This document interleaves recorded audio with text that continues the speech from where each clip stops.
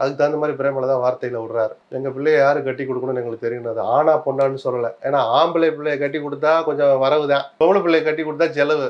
அவங்க என்ன பண்ணிட்டா உஷாரா எங்கள் குழந்தையை யாருக்கு கட்டி கொடுக்கணும்னு எங்களுக்கு தெரியும்ட்டாங்க. சோ இன்னும் முடிவு எடுக்காம இருக்கிறாங்க. விஜய பிரபாகரன் ஒரு வழி மேல போய் 2 பேரும் புரிஞ்சுக்கிட்டு எங்களுக்கு அதிக தொகுதியை கொடுங்க, நாங்க கேட்கற நியாயம் இருக்குன்னு 2 பேருக்கும் பொதுவா வேண்டுகோள் எடுக்கிற அளவுக்கு 2 பேருடனும் அந்த கட்சி பேசிட்டு இருக்காங்க. சோ திமுக செய்ய வேண்டிய ஒரே வேலை, மீதி வேலை தேமுதிக பத்தி முடிவெடுக்கிற மட்டும்தான். டாக்டர் ராமதாஸ் கூட விடுங்க, அது வேற கணக்கெல்லாம் வச்சிருப்பாங்க. ஏன்னா அவருக்கு அந்த பாமக பழைய பலம் இருக்குமா, அதுல அன்புமணி எவ்வளவு எடுத்துட்டு போயிருப்பாரு, ராமதாஸ் மீதி எவ்வளவு வச்சிருப்பாருன்னு ஒரு குழப்பங்கள் கேள்விகள் நிறைந்த ஒரு இதா இருக்கு அந்த முடிவு. சார் ராமதாஸ்க்கு நான் வரேன்.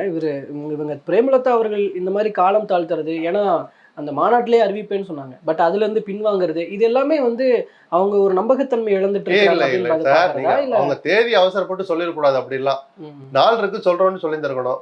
இதெல்லாம் ஒரு பாடம் தான், பிரேமலதா கத்துட்டு இருப்பா. அதுக்காக பின் வாங்குறாங்கன்ற வார்த்தையெல்லாம் ரொம்ப அதிகமான வார்த்தை. என்ன அவசரம் இருந்துச்சு? நாளையோட முடியுதா? வேட்புமனு தாக்கல் நாளைக்கா முடியுது?